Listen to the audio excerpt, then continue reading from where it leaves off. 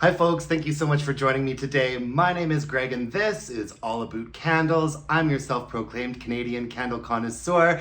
Every Sunday I give you guys the weekly wax wrap up. These are all candles that I finished burning this week. I've got a lot to get through, so let's jump right into it. First up, I finished Lakefront Lodge from Yankee Candle. I really like this one, guys. 2 wicks, 20 ounces of wax, really pretty colored wax. I actually bought myself a second one. I liked it so much. Repurchase for me. The scent notes on this are top, aldehydes, ozone accord, and mandarin.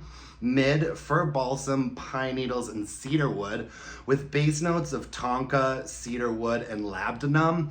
Labdanum is a resin from a rock rose plant, and it's got a sort of musky vibe to it. And aldehyde is an interesting scent note. Aldehyde is like the technical organic compound name for an ozone-y fragrance that's used in perfumery. And this candle is a really top-heavy, bright, salty, ozone-y, briny accord, and then in the middle you've got like a creamy woodsy note, and then on the base it's smoothed out with some musk. I really like this one. Strength and throw was good. These candles range a lot in strength and throw depending on how you're burning them, where you're burning them. In an open concept on its own, it was only like a 6 or a 6.5, but still had a presence. In a smaller space in a hurricane, I got it up to a 7.5. My one word of warning for this candle is that that top aldehyde note does lean almost a little bit chemically. So if that's not the kind of thing that you like, I might stay away from this one, but I absolutely loved it. Oh, beautiful. Next up, I finished a summer Boardwalk from Bath & Body Works. This had thick ropey wicks, a cool lid, sort of a reddish pink colored wax. The last third of it did not perform well. It got very sooty, but up until that point, it performed quite nicely. I'd say that the strength and throw was like a 9. I mean, Summer Boardwalk is a 9, you guys. It's a strong one. The scent notes are caramel glazed popcorn, warm taffy apples, and salty sweet cream. This is a very mid-note candle, a little bit aggressive, very sweet. I like to pick one up and burn it once a year. It's not really one of my all-time favorites, but I do get a bit of a hankering for it once in a while. But this version wasn't the greatest performing. Thick ropey wicks, I didn't have any problems until it got down to the last third, and it just got sooty, and I would trim the wicks and relight it, and it was still sooty. So I just called this one a day. I couldn't be bothered anymore after that. I also finished off a fresh bamboo from last year's tropical line. Oh, look at that cute zebra. I loved this tropical line from last year, guys. I like fresh bamboo so much that every year I order it from the States because it hasn't been getting released in Canada lately. The scent notes on this are sweet bamboo, lush jasmine, and wild grasses. Oh, this one is just so grassy and humid and a little bit funky and watery, and it's thick. Oh, I love this. It's so botanical.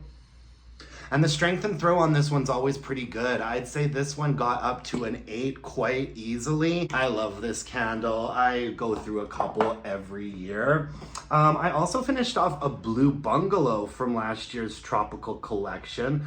Gosh, this candle just looked gorgeous when it was burning, and it had a really pretty blue wax. Performance-wise though, as much as I liked this fragrance, which is salted sea breeze, beachside eucalyptus, and floral shores, as much as I liked this fragrance, I thought it was really pretty and well balanced and super botanical. This candle didn't perform that great.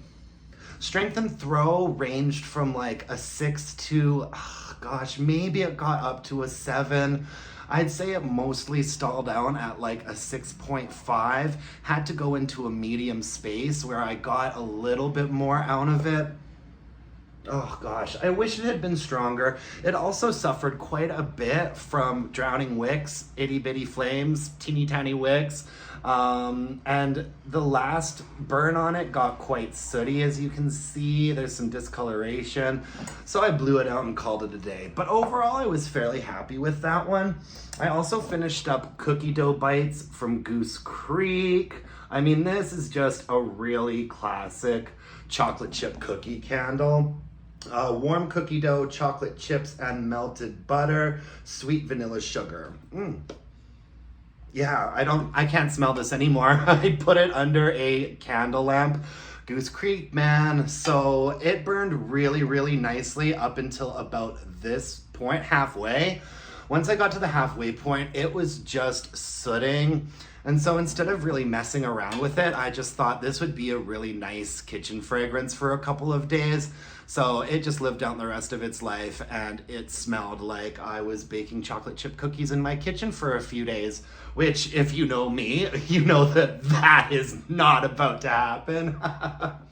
No, whatever. I like that one enough, but poor performance from the Goose Creek sometimes. Just sooty candles. I also finished up, speaking of Goose Creek, Stormfront. I really liked this one, you guys. For me, this really did evoke like the feeling of, you know, a storm's a coming, rain's about to happen. You know, that sort of misty, ozone-y, anticipatory smell that you get before the rain comes. That's kind of what this smelled like. The scent notes are not on the bottom here. Let me look it up online real quick. I mean, come on, Goose Creek, get your act together and put scent notes on the bottom of all your candles. The scent notes are stormy breeze, linen, orange, pineapple, peach, lavender, and cedarwood. That's interesting. Oh, there's a scent story. I'm gonna have to do a dramatic read. The flash of lightning fills the sky as you sit and admire the beauty of a summer storm. Oh, and you can actually, this is still available on the Goose Creek website, and I think that this wraparound is a lot nicer packaging than the one that I ended up with, although it did have a pretty blue wax. That might be purple. You guys know I'm colorblind, so let me know in the comments what color this is. I'm pretty sure it's blue. This candle performed quite well. I burned it all the way down to the bottom. However, I mean, this was strong. Inside, in my open space, this got to probably a 7 or a 7.5. But Goose Creek started getting really sooty. Actually, you can see here, started getting really sooty the last like quarter of the candle, and so I burned it outside, and it was strong outside too, and it was a really nice outdoor scent. Yeah, I like Stormfront. I think I'll repurchase this one, to be honest with you. What else did I finish up this week? Summer Moon from Goose Creek. I really liked this candle, you guys. And that is partially because I really like Midsummer's Night from Yankee Candle. And this is a definite dupe of Midsummer's Night. The scent notes on this are vetiver, moss, patchouli, pine needles, and lavender with warm woods. Yeah, I love this candle. I think that the Yankees Midsummer's Night is a little bit more nuanced and balanced, but this one is stronger. That just kind of goes without saying for Goose Creek these days. I mean, oftentimes Goose Creek is stronger, but they do have performance and sooting issues. Yeah, this was a really, really pleasant, woodsy, floral, and you definitely get that hit of patchouli in there as well. I really enjoyed this one. It looked beautiful when it was burning also. I'd say strength and throw on this was an 8. This candle had a presence about it. I also finished up my macaroni and cheese candle. I'll put a picture up here of what it looked like before I started burning it. This is gonna be featured on my Candle Shenanigans segment coming up this Wednesday, so stay tuned if you wanna hear about the macaroni and cheese candle, guys. Okay, I'm gonna do my Whiff of the Week. Whiff of the Week is a new segment I'm gonna be doing at the end of these weekly wax wrap-ups where I pick out my favorite out of this group. And I have to say that my whiff of the week this week is fresh bamboo, baby. I mean, this is just a beautiful candle, a strong candle, one of my favorites every summer. Gorgeous. It's by far my favorite one. If you haven't checked it out, I did get all the new Stranger Things candles this week. I posted that candle haul on Thursday. I'll link to it below. What are you guys doing this evening? I am watching House of the Dragon. I am obsessed. The dragons, the blowjobs, the betrayal. It is so good. I love it. And me and the boyfriend have a new ritual where we walk down to Luke's Drug Mart, which is this really cute little shop here in Calgary, just down the street from me. And they always have great soft serve ice cream, and they always do interesting flavors that change every month. And this month it is a banana cream pie soft serve, and they put some fresh, like real whipped cream in there, and then a bunch of the soft serve, and then they sprinkle it with like really finely ground up like graham cracker. Oh, so good. I love it. And my boyfriend is on a bit of a health kick right now, and I am just the least supportive person ever. I'm like, let's go get soft serve and lay on the couch and watch House of the Dragons. Oh, you know what? I would love that banana soft serve as a candle.